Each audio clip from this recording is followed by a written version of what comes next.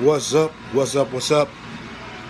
Ricky T. Anthony coming at you with another Ricky's Rants. And I'm going to try something a little different for my bodybuilding fans. I'm just going to do bodybuilding historians.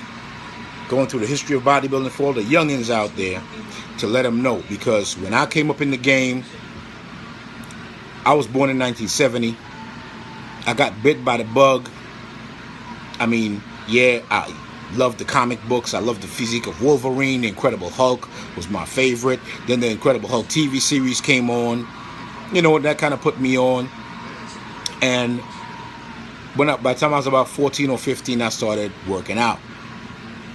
You know, got into some weights and got a little more regular when I got about 17. But anyway, I was introduced. This being the introductory, I will tell you how I was introduced. So that's how I got introduced with the comic books. And then, you know, 80s, you know, everybody knew Arnold. They knew Lou Ferrigno. They were big and strong. And, you know, as a kid, I liked that. Rambo came on. I liked that. And then I went to a friend's house, and his father had some old Muscle Power Builder magazines, which later on became Muscle and Fitness.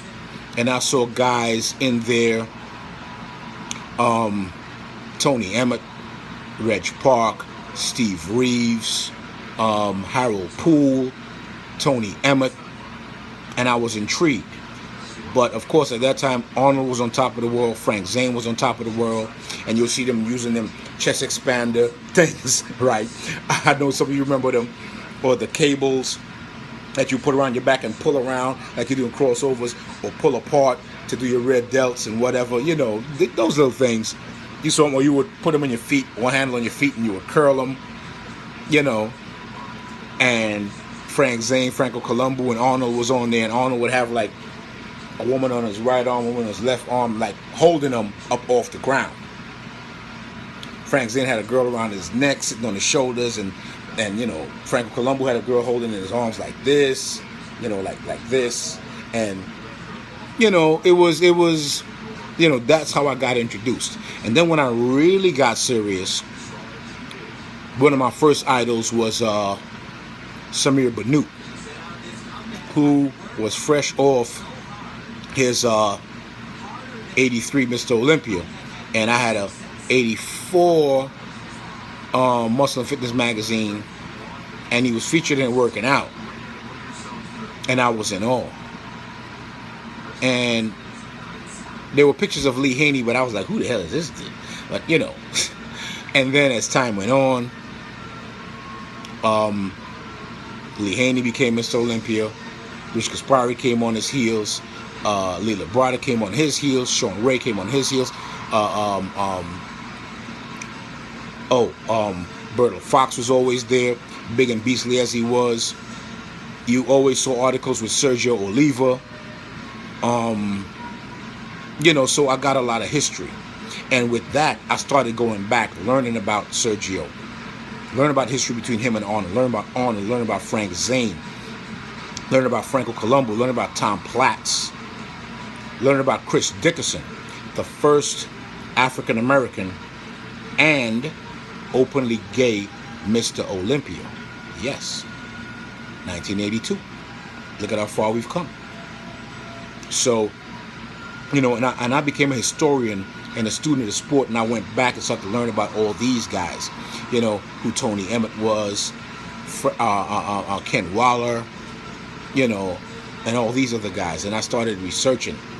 Also, one of the most unsung guys in the sports, Robbie Robinson. You know, a lot of these guys, Mike Mensah. I learned a lot about these guys looking back. So I became a historian of the sport.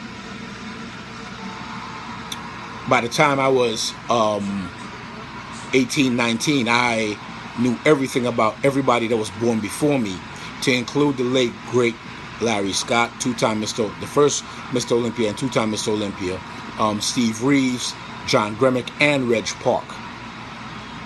Three guys that really put the sport up there, all right? So that's what I'm trying to do with bodybuilding historians, and I'll put information out there. I'll I wouldn't necessarily do it in chronological order. I'll try my best to put it in chronological order, but however it comes out, it comes out. I hope you guys watch, stay tuned for the episodes. All my bodybuilding fans, I'm going to try to bring it up from Eugene Sandow all the way up to today with Phil Heath and these guys nipping at his heels. All right, and hopefully I can bring you there in light speed, but with enough knowledge up here to know what's going on. All right, so that's what I got. Bodybuilding historians, launch episode, first episode, inaugural episode, whatever you want to call it. That's what it is. All right, so I'm getting my bodybuilding historian flex on your funky ass. Thank you for looking in, and I'm out.